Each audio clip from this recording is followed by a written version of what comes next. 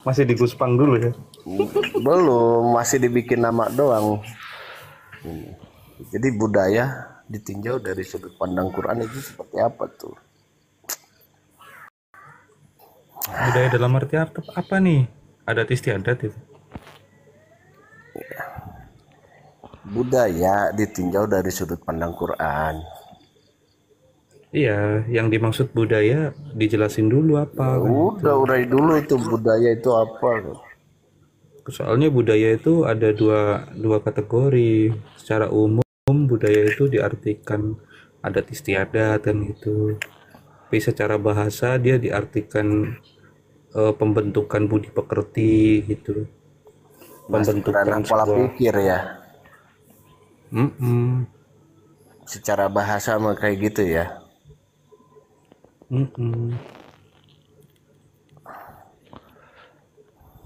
Oh iya, sebagai praktik dari alam pikir yang terus ingin memperbaharui ya. Mm-mm. Mm-mm. Nah, budaya menurut siapa tuh? Misalkan madhab timur dan madhab barat ini. Budaya tuh Aduh, apalagi nih. biasanya kayak gitu kalau ngutip. Iya, kayak Capek gue. soal penggunaan busana ya. Menurut gue itu Kidul nuti kulon nuti wetan hadir. menurut gue itu praktik Orang budaya, apa ekspresi budaya. Misalnya pakai apa cadar gitu kan. Itu sebagai ekspresi budaya, Kalau bukan kalau gua budaya itu simple sih. Gaya hidup. sebagai praktik dari gaya hidup atau Gaya apa hidup sih namanya? Ekspresi gaya hidup. ekspresi Iya. lifestyle. iya kan cuman kalau kalau itu di apa dijelaskan ke banyak orang awam pasti tersinggung. Tapi pada kenyataannya emang gitu. Iya, ekspresi gaya hidup itu kan dia seringkali juga beririsan dengan apa yang dipersepsikan dari teks-teks atau panutan-panutan gitu kan, atau patron-patron gitu kan. Ini masuk ini bareng ini trias kehidupan ini. Oh, Tina Tritang tuh mah benten deui, nih kalau masuk ke sistem bernegara di ini ya, di produk kebudayaan Sundayana. Enggak kan? Bahas Bang Gre, Trias Politika, John Locke, coba bahas Bang Gre. Nah, Mangga Bang Grey diaturanan. Bukan trias politika, trias kehidupan ini. kalau Oh, di Trias kehidupan ya. Sundayana ada Trisilas. Trisilas itu 3 Trisilas. silih asih, silih asuh, silih asah. Oh, hiji deui aya opat silih gasrokeun. Aisyah. Aduh. Ditamahan wae. Nggak apa-apa ya, pengayaan loh.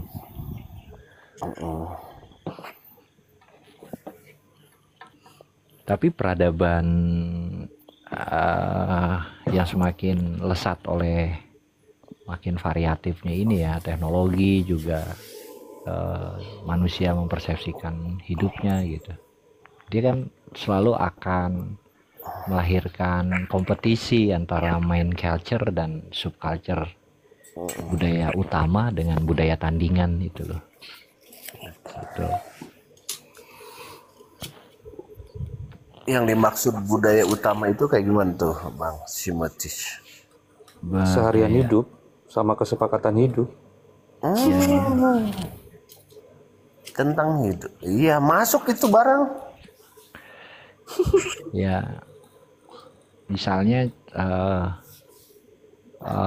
ada kebutuhan kita untuk ini, misalnya rehat gitu. Ada yang budayanya melalui tidur gitu, atau jalan-jalan piknik gitu, apa namanya, menetralisir pikiran yang penat. Tapi ada di lain apa kebiasaan atau budaya lain yang dengan cara duduk melamun misalnya.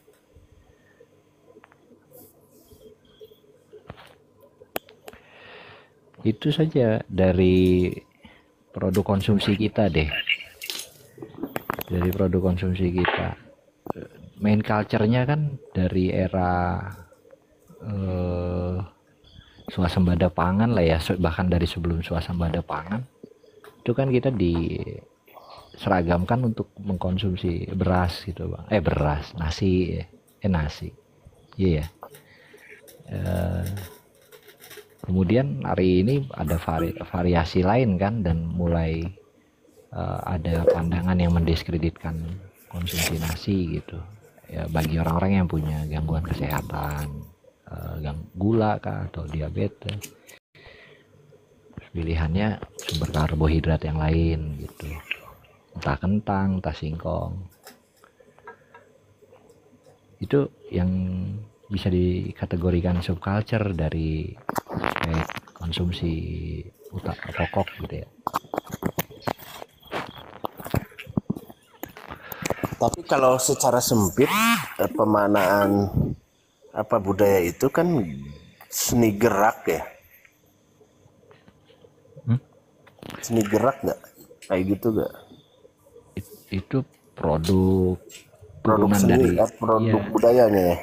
Iya, produk budaya itu kan varian Ekspresi budaya. Oh, itu masuknya karena ekspresi budaya. Iya. Ya kan misalnya kayak Jaipong itu kan muncul dari semangat memuliakan Dewi Sri itu. Semangat memuliakan Dewi Sri, tadinya kan di sawah ya perayaannya. Kemudian dia mengalami transformasi atau apa namanya perubahan, sehingga tidak lagi mengedepankan esensi tentang pemuliaan Dewi Sri menjadi praktik penyambutan gitu, penyambutan tamu ketika dia sudah didorong ke kepentingannya kekuasaan ya, misalnya sudah diarahkan ke balai kota untuk ditonton gitu kan. Pada mulanya pemuliaan terhadap anugerah alam kan gitu. Makanya ada kategori gerak pada seni tari Jaipong, representasi dari gerak hidup yang dilihat, gerak burung, gerak dedaunan gitu. Itu bang, diterjemahkan ke gerak gitu. Di Jawa Tengah misalnya serimpi misalnya juga begitu. Kalau ini tempat orang berpikir, bukan tempat hewan kumpul di sini, keluar.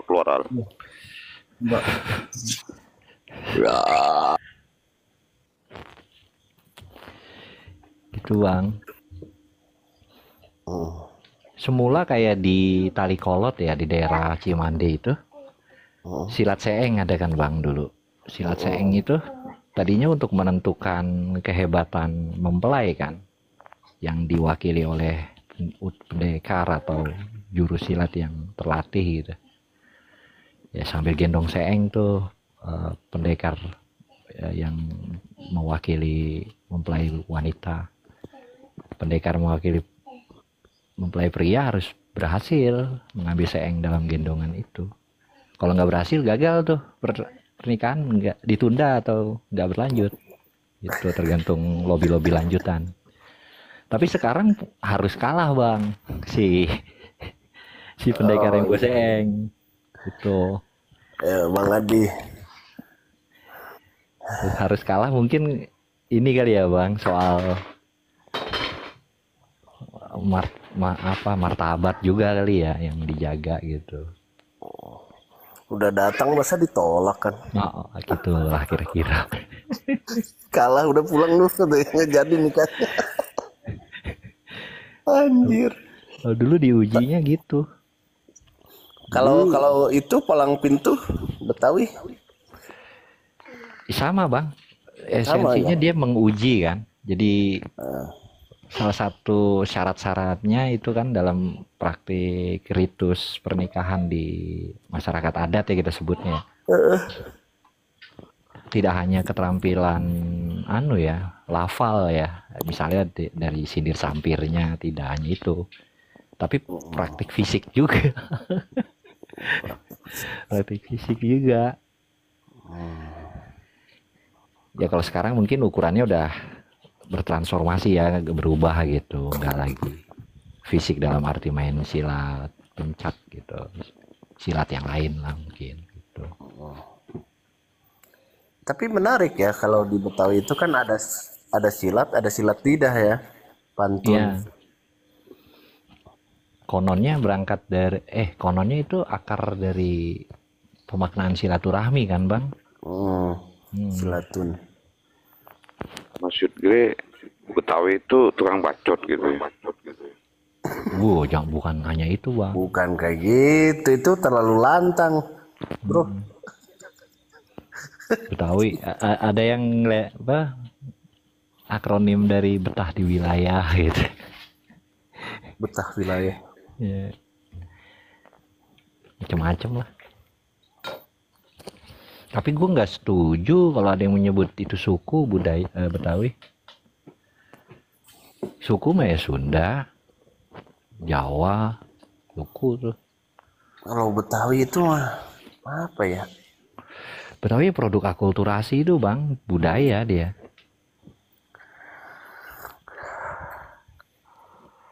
Udah kawin-mawin kan, hibrid ya istilahnya itu. Kawin-mawin Melayu dan yang lain-lain. Tapi kalau ngelacak dari penjelasan mendiang ini Ridwan Saidi, sebenarnya bisa ditilik dari era kerajaan Pakuan ya, yang mempunyai wilayah cukup luas sampai Sunda Kelapa, sampai ke mana itu yang di Banten itu. Daerah-daerah strategis di perdagangan jalur laut.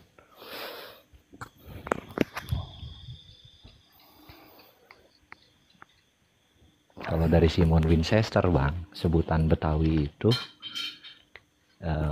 karena ada kemiripan perilaku masyarakat di luar benteng di sana dulu di Sunda Kelapa. Masyarakat di luar benteng itu perilakunya mirip suku Batavi yang hidupnya di selatan Utrecht gitu ya, daerahnya si Peter Junkun kan Utrecht tuh. Dan makin hari makin tersisih kan, makin kegusur gitu hidupnya, makin ke selatan gitu. Ada perilaku yang mirip di praktik ekonominya, di praktik nyuci di kalinya kan dulu gitu, mirip. Batavi itu Simon Winchester yang jelasin di salah satu ininya dia, hasil riset dia. Peter Junkun yang jadi rujukan kata Betawi dari mana. Tapi ada juga sumber lain yang mengatakan bukan J.P. Kun yang menyebut Betawi itu. Lapis sejarah itu kan dia selalu punya ini ya bang, sisi-sisi lain lah, halaman-halaman berbeda ya. Kayak kapan hari juga ngobrol sama Hakin ya, soal banyak yang menganggap perang Bubat itu sebagai apa gitu, sebagai bagian dari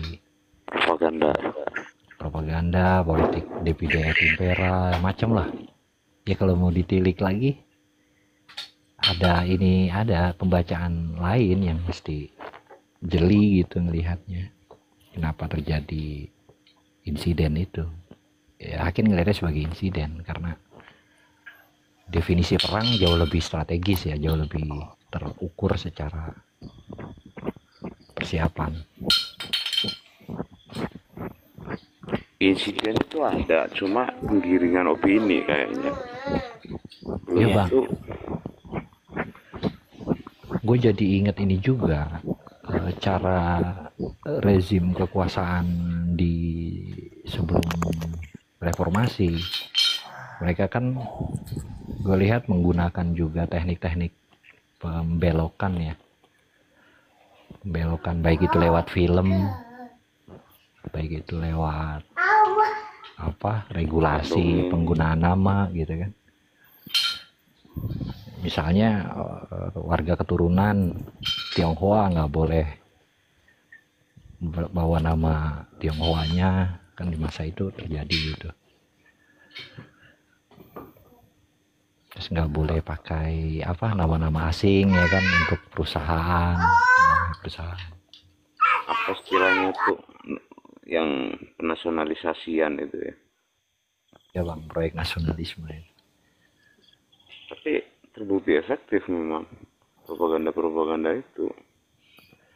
Tapi meminggirkan ini bang pada akhirnya apa ya, aset-aset lokalitas, aset-aset kebudayaan lokal, alih-alih nasionalisme itu. Secara budaya itu sendiri kan memang berkembang, keterpaksaan kan. Kalau kita perhatikan seperti Malaysia itu juga nggak ada Gunungan feedbacknya kakak juga. dihanap naik tuh. Ngari. Tapi polanya itu kan ada dua ini bang. Ya harus ada yang dikorbankan kan. Ada yang ya asimilasi, ada yang akulturasi. Asimilasi ya Indonesia ya. Kalau aku lebih ya walaupun ini ya, walaupun perlu diperiksa ulang, akulturasi yang relevan kalau di kita bang. Kayak kita nilik seni Javin ya, seni Japin di Betawi itu kan. Itu kan asalnya dari Mana ini? Timur Tengah.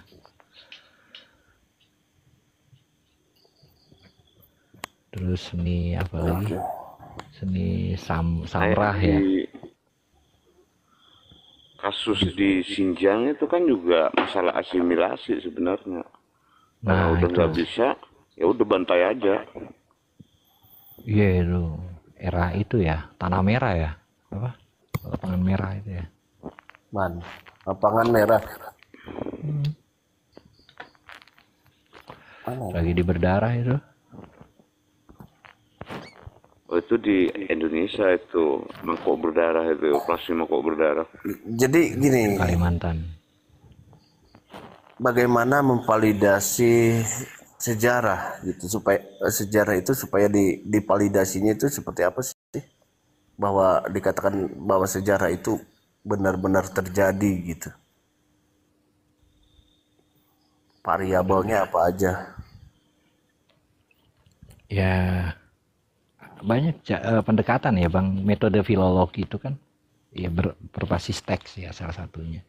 Maksudnya manuskrip yang masih bisa jadi ukuran untuk melacak apa yang terjadi pada masa-masa yang dirujuk gitu, yang lagi diungkap.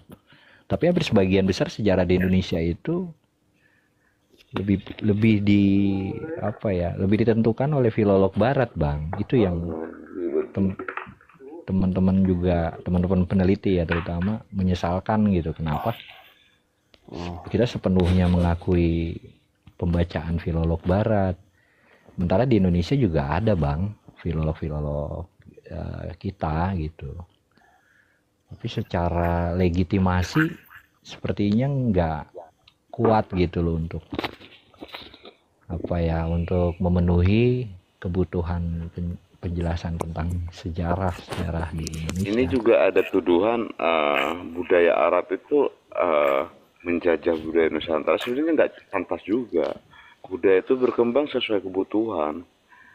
Jadi kita bahas kemarin, pada akhirnya tereliminasi dengan sendirinya. Ya karena itu sesuai sudah, karena ada. Iya. Dirokok dulu aku. Makanya bisa pakai pendekatan arkeonya, bisa pakai pendekatan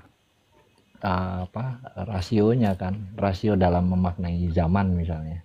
Pada zaman itu dimungkinkan peribadatan misalnya, kalau merujuk pada sejarah tumbuh kembangnya agama-agama gitu di Nusantara.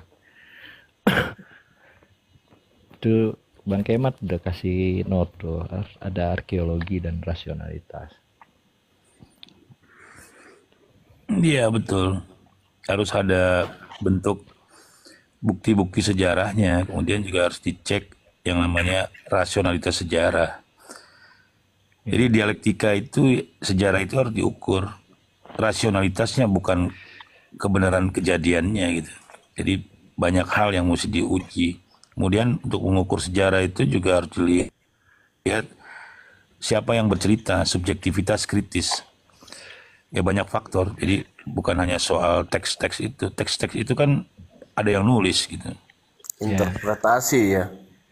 Iya, kalau teks itu kan hanya interpretasi. Jadi nggak bisa dijadikan proven gitu. Kalau teks-teks itu kan yang menulis sejarah itu kan selalu pemenang. Iya, Nah, kalau pemenang menulis sejarah, maka yang dia tulis itu adalah bagaimana glorifikasi, bagaimana mendewakan seseorang, kekuasaan ya. mendewakan. Nah ini, Pasti. nah ini saya nggak sepakat sama Bang Kemas ini. Nah, Pemenang silakan. Dia penulis dibantah argumennya apa? Gini, karena Mulai yang dari pedang. yang paling lugas menulis Dibantah dengan sejarah tentang argumen saya Bang, itu, jangan gas. iya, yang paling lugas menulis sejarah tentang saya itu yaitu mantan saya, dan mantan saya itu selalu melebih-lebihkan itu. Dia nggak menang padahal terhadap saya, dia kalah gitu induk terhadap saya. semang Indonesia gitu. Enggak, mantan pacar Bang, mantan Oh, pacar. mantan pacar. Kirain Dia induk meng, semang Indonesia. dia mengglorifikasi itu Ya nggak bisa orang dijadikan seperti ini, salah seperti pujian ini. begitu. Iya mantan. Iya kan, Iya sama aja mantan Metodologi penjajah. pasar masa gini, masa si Iya, metodologi. bini kita nulis tentang kita kan enggak, tapi mantan kita yang nulis tentang kita yang kalah itu. Aduh, kasihan banget sih Mang.